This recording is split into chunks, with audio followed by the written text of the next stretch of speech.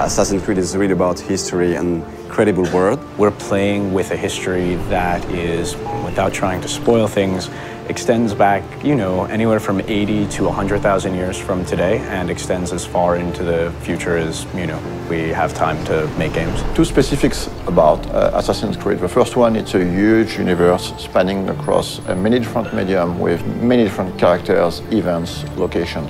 The second one is the community. The community on Assassin's Creed is extremely knowledgeable about this universe and also has very high expectation about what's coming next in terms of story. So putting all these things together, we realized it was time to fit everything into one reliable source of information. Actually, it really has been a back and forth process between the encyclopedia writers and the games writers to make sure that all the content of the book, of the encyclopedia, is really accurate. Well, we start by going through all the data, and then we would decide on what articles we wanted to do. And once we had that settled, we would write down a brief description of the article, send it out to the external writers, who would then return the full content to us. The best part about this project was adding new content.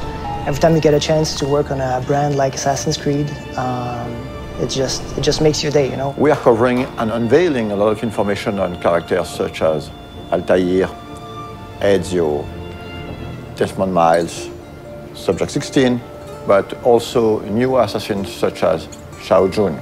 One of the very first challenges was dealing with so much data. Assassin's Creed has been around for a while and has a wealth of information from both the story standpoint within the game universe and just history in general. So going through all of that and figuring out what might be most interesting to put in the encyclopedia was very much the first challenge that I encountered.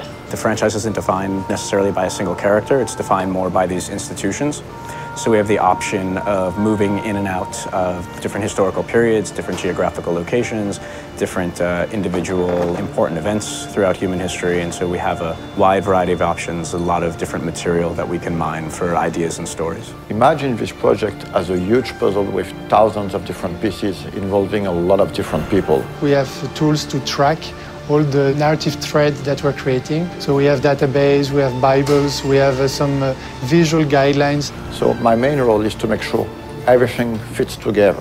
So what we did was we tried to match specific kinds of content to writers whom we knew or figured would be interested in writing that kind of stuff. Some of the biggest experts on Assassin's Creed are actually within the community. So when the time came to start writing the encyclopedia, we realized it would be very good to try to seek one writers coming from the community. So I heard about the job writing for the encyclopedia on the UB Workshop website, and I thought, well, it's about video games and it's about history, so it seemed perfect for me. We were really surprised by the reaction. We got hundreds of submissions, and some of them were very, very good. Well, most of the stuff I wrote was biographies, so of both the characters purely from the games and historical figures behind it. To make a long story short, instead of hiring one person, we finally hired 5 writers coming from the community. What I tried to do is dispatch the articles based on some of the test submissions they'd sent in, seeing what they liked to write best,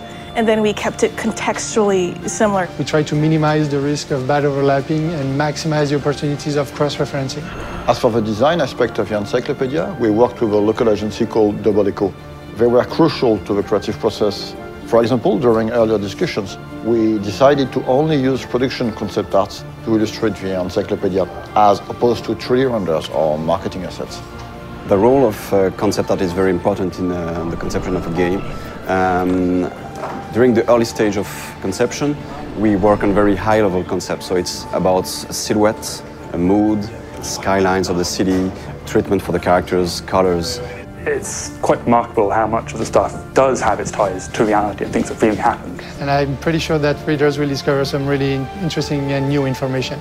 For example, in the encyclopedia, we're gonna reveal some information about the Templars, among other things, but actually the encyclopedia is gonna have some spoilers, so if you haven't played the game, just wait to read it. This encyclopedia is available in Europe in the Animus edition that you can find at retail. For more information, check on assassinscreed.com, and it is also available as a standalone worldwide on ubiworkshop.com.